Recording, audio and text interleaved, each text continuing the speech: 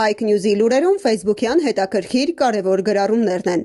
Բազմաթիվ Facebook-հայեր անդրադարձել են Ուժեղ Հայաստան խմբակցության падգամավոր Էդգար Ղազարյանի ելույթին եւ դրան հաջորդած մեծ վեճին, քաշքշուկին, նշելով. քաղաքացիական պայմանագիրը չհանդուրժեց Էդգար Ղազարյանի իրենց դեմքը պատռող ելույթը։ Փաստաբան Ռուբեն Մելիքյանը գրում է. ՔՊԻ վարքագիծը սրիկայական կոչել է մեղմ է, շատ մեղմ է, սա մեկ, երկրորդ, այդ բարեվարքություն կոչվածի դատավորն ով է բացի ՔՊԻ-ից, եթե իրենք են որոշում, ուրեմն դա ոչ թե բարեվարքություն է, այլ իրենց համար ցանկալի վարքի պարտադրանք, եւ վերջապես երրորդ, գայլն ու գառը տրամաբանությամբ ՔՊԻ հետ հարաբերվելը միշտ հանգեցնում է գառան խաշլամայի, սա իգիտություն։ Լրագրող հասարակական ակտիվ գործիչ Նաիրի Հոխիկյանը գրում է. Նիկոլ Փաշինյանը եւ իր падգամավորները պարբերաբար օգտագործում են հայհոյախառն արտահայտություններ ընդդիմության հասցեին ու արդարանում, թե դա գնահատողական դիտողություն է։ Եռագլուխ հրեշներ, կալուգացի սյամո, ռուսաստրուկներ, կզցնելու եմ, շինելու եմ եւ նման անբարո խոսքերի հեղինակները Նիկոլ Փաշինյանը եւ նրա ուսապարկ падգամավորներն են, ու նրանք մշտապես ասում են, թե դրանք գնահատականներ են, որոնք իրավական բնույթի չեն։ Հիմա Էդգար Ղազարյանը ՔՊԻ-ին սրիկա է անվանել Արցախը հանձնելու համար ու սա դարձել է մեծ բախման պատճառ։ Սրիկաներ են, ասում է սրիկաներ, շոկոլադ լինեին, կասեր շոկոլադ։ Դա էլ է գնահատողական դատողություն, ոչ թե ատելության խոսք եւ Ուժեղ Հայաստան խմբակցությունը պետք է պահի իր падգամավորի պատիվն ու իրավունքը։ Ազգային ժողովի նախկին падգամավոր ռազմական փորձագետ Տիգրան Աբրահամյանը գրում է. այս իշխանության բարեկրթության դիմակի տակ Հայաստանը սակարկման հանելն է, մարդկանց ունեցվածքը խլելը, քաղաքական այլակարծությունը մերժելը, սկզբունքներն ու բարոյականությունը ատելը։ Ու այս ամենը շանտաժի, անարգանքի եւ սադրանքների ներքո, սրանց իրական բարեկրթությունը միայն մեզ ոչնչացնելուն պատրաստ երկրների Թուրքիայի եւ Ադրբեջանի հետ է, այնպես որ ով չի հասկանում այս պարզ ճշմարտությունը, քաղաքականության մեջ ապագա չունի։ Միջազգայնագետ Նաիրա Կարապետյանը գրում է. Բարեվարքության բաստիոն Էդգար Ղազարյանի հանդեպ ՔՊ նախատրամադրվածությունը անթաքույց էր,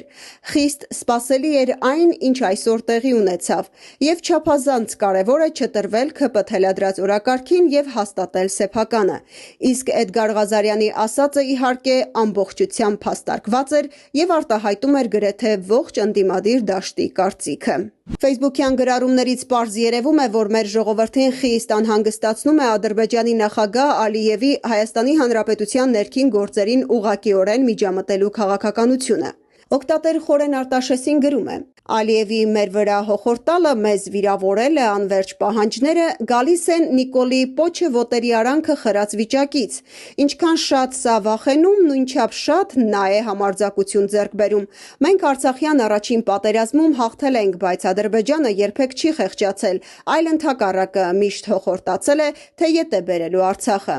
Իսկ հիմա սա, կապիտուլյանտը, տանում է մեր ժողովրդին ինքնակամ ստրկության։ Ու ամենազավեշտալին նա է, որ մեր ժողովուրդը գլուխը կախ առանց ըմբոստանալու կարծես թե համաձայնվել է դառնալ ադրբեջանցիների ստրուկը։ Հետգրություն. եթե հետևիցդ շուն է ընկել, ուրեմն գալու է այնքան, մինչև չկանգնես ու քար չվերցնես ձեռքդ։ Մարդկանց անհանգստացնում է հայ առաքելական Սուրբ եկեղեցու դեմ ՔՊԻ ու նրա սատելիտների նկատելի ակտիվացումը։ Քաղաքագետ Գագիկ Համբարյանը գրում է.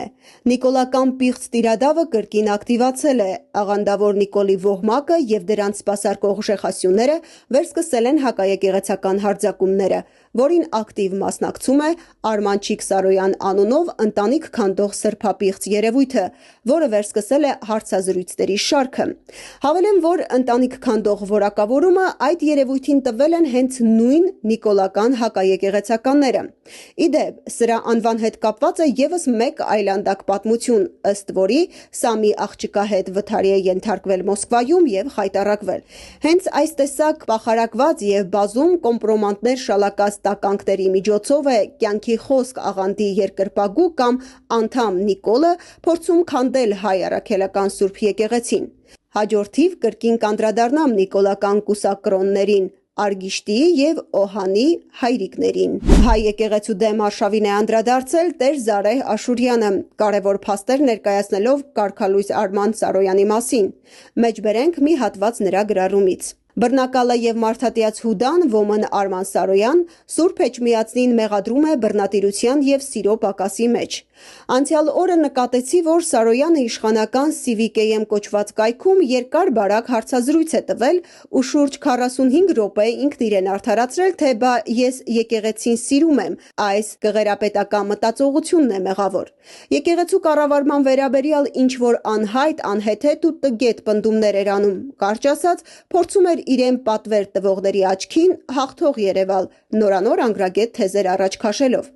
Բայց ավելի հետաքրքիր էր այն հանգամանքը, որ Սարոյանը իր հուդայական արարքները մաքրելու ճանապարհին արդարացնող տոնով մի պնդում է անում, թե ինքը գնացել է այդ քայլին, նկատի ունի տիրադավ է դարձել, որովհետև եկեղեցում սիրո միջավայրը դարձել է բռնության միջավայր։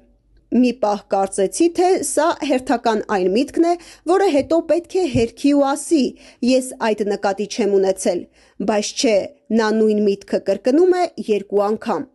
Զարմանալի է, բայց Սարոյանն ու սիրո մթնոլորտ արտահայտությունը մոտավորապես այնքան են իրարից հեռու, որքան Փաշինյանը Արարատ լեռից կամ ՔՊԱ-ականները Հայ առաքելական Սուրբ եկեղեցուց։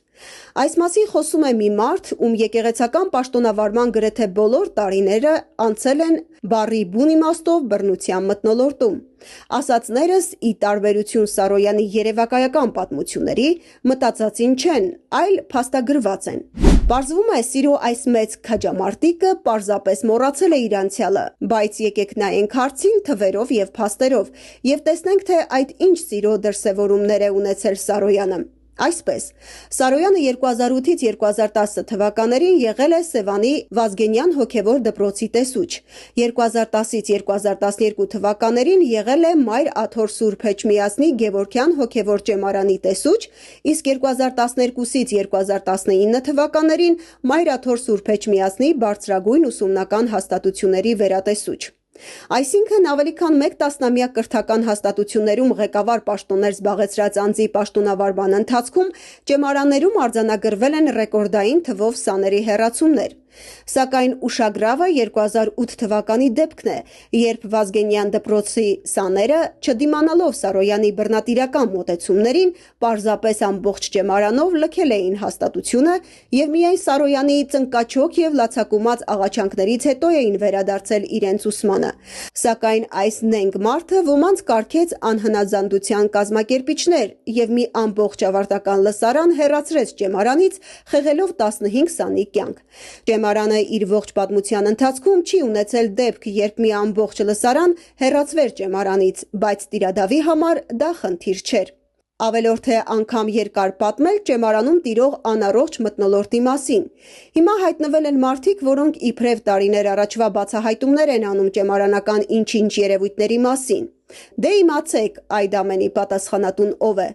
Իսկ այսօր Սարոյանը ափսոսում է եկեղեցու դեմ դուրս եկած 3 հոգևորականներին կարգալույծ անելու համար։ Սա իսկապես կեղծավորություն է։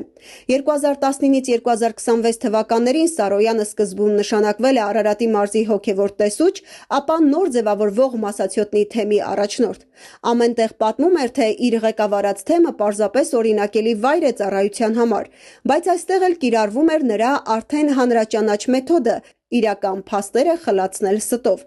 Իրականում նորաստեղծ Մասացյոտնի թեմում առաջնորդի դիմումների հիման վրա մի շարք հոգևորականներ են կարգալույծ արվել։ Էլ չենք խոսում այն մասին, որ եղել են հոգևորականներ, որոնք հազիվ են կարողացել ձերբազատվել այս առաջնորդից, տեղափոխվելով այլ թեմ։ Խոսքը ամենևին խստության մասին չէ։ Այս թեմը պարզապես կարոտ էր հոգատար հոր, ով ոչ թե գոռում ու ղժղժում էր իր զավակների վրա, այլ իսկապես օգնում է նրանց ծառայության ճանապարհին։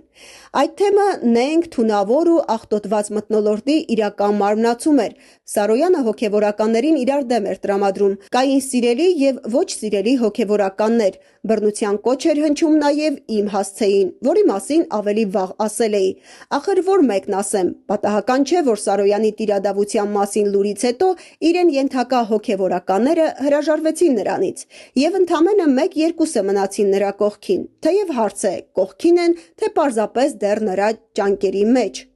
Եթե Սարոյանն իսկապես ուզում է իմանալ, թե ինչ է նշանակում սիրո մթնոլորտ, թող նայի Արագածոտնի և Շիրակի թեմերի առաջնորդներին և հասկանա, թե ինչպիսի միաբանությամբ այնտեղ հոգևորականները մերժեցին իրենց ու իրենց առաջնորդ Փաշինյանին։